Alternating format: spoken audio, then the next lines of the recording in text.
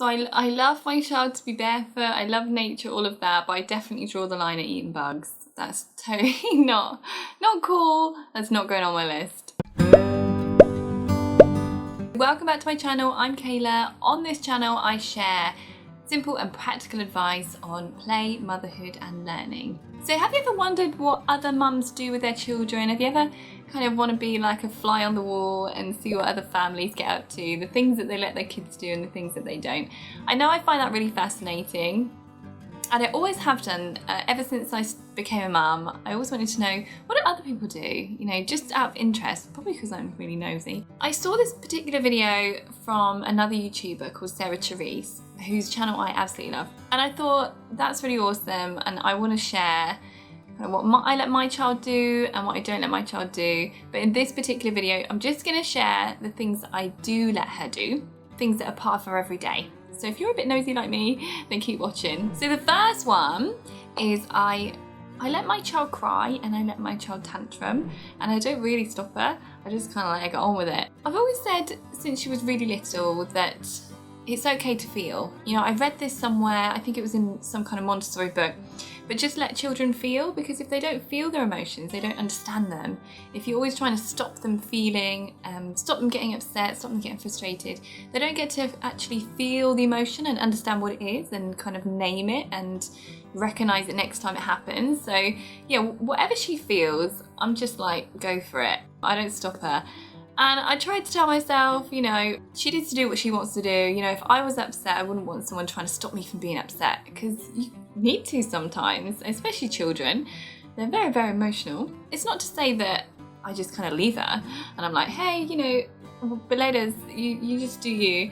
I'm here if she needs me, and I try and help her manage them if they're really overwhelming, and try and help her label them and give her tools. You know, like we breathe together quite a bit. There's a really good show on Netflix actually called Daniel Tiger's Neighborhood, and it kind of helps children deal with their emotions and manage them. And there's a tool on there that she picked up on. It's like a song, and it goes, take a deep breath and count to 4, and it's amazing how much she does that now. But anyway, yeah, I let her feel, I let her get on with it. So the next one is screen time, which is quite controversial, I think, among parents. There's lots of bad rep with screen time. I think there can be boundaries around it. I know it's something that I've really struggled with as mum.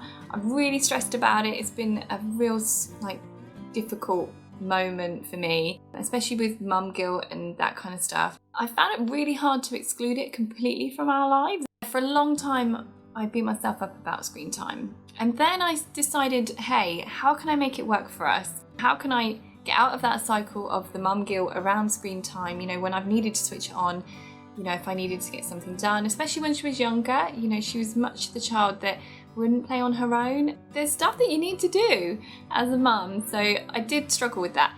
So I kind of got to a point where I thought, hey, I don't want to feel guilty about this anymore. I want to find a way to make it work. So then I did. So one thing that I do is I set a limit on how much, and the way that I do that is I use a timer. So I use a timer on my phone, usually for like half an hour or, you know, 25 minutes or whatever. And when it goes off, she turns the TV off. And she likes having that bit of control herself, that I don't come along and switch off when she's watching it. And she understands that when the timer goes off, then that's it, TV time's done. That has taken time to build into our kind of routine and get her to understand that that's how it goes. But now it works really well. I think, you know, if 10, 12 hours of the day she's exploring and learning and, you know, involved in all of that practical life and active kind of learning rather than passive learning, then that's cool. You know, she can sit, she can chill, she can watch something she enjoys, and I don't feel bad about it anymore. So the third one is I let her get really messy, really, really dirty, and I let her explore her environment in a really free and kind of messy, natural way. She can take her shoes off when we're out walking. I don't worry about things like dog poo or bird poo, because I just think, you know, there's so many learning experience to be gained from exploring your environment. So I just kind of let her get on with it, and then we deal with mess later. She has access to water all the time, and sand and mud, and as much as I love a clean and tidy house, I also just love nature and I love her to connect with it. And I think there's just no better way for your child to connect with nature than to really just get kind of dirty. And there's nothing worse than following your child around trying to keep them clean all day. I mean, like, we don't have enough to do as mums, and trying to keep them clean, which is an impossible task, wiping them and cleaning them off every 5 minutes. So I'm just like, get as dirty as you want, I'll deal with the mess later, and you just have fun and you just learn and explore, and that's totally cool. Number 4 is I let her take risks and I let her get a little bit hurt sometimes, because I think there is a learning experience from being hurt. I know this is probably controversial, and as parents, as mums, we want to keep our children safe. That's like number 1 priority. And I feel that too, but I also think that there's a lot of learning experiences in taking risks and getting hurt and then understanding like the consequences of that. Early on in my childminding career, I read a lot of books on risky play and how beneficial it is for children to learn how to assess risk, and the only way they can do that is if you kind of let them do it themselves. So us controlling their environment and controlling the risks doesn't really help them to understand how to assess them. So later down the line, children are going to have to learn, okay, so can I do that? You know, how do I do that safely? You know, is that rock too high? Should I be wearing shoes for this?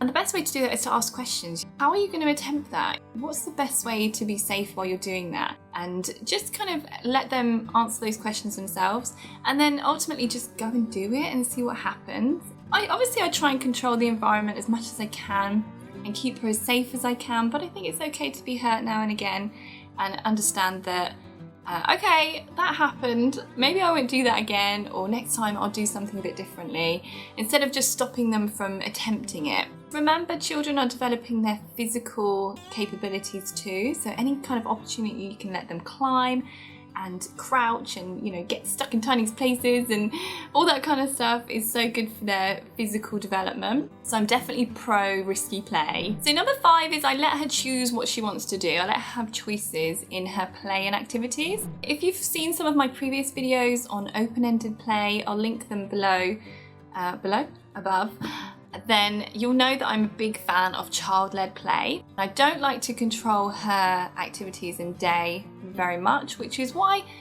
I have a very open-ended kind of approach. So our activities are laid out and she can access everything, and I let her choose what she wants to play with, and then we go from there. Sometimes I will arrange an activity, but I still do it in more of a child-led way. So I'll set up an activity, an invitation, and I'll kind of point her in the direction of it, and I'll explain maybe what it's all about or what we're learning, but I'll let her explore it in which way she wants to. There's no one way to play with something. I'm kind of like, how do you want to play with it?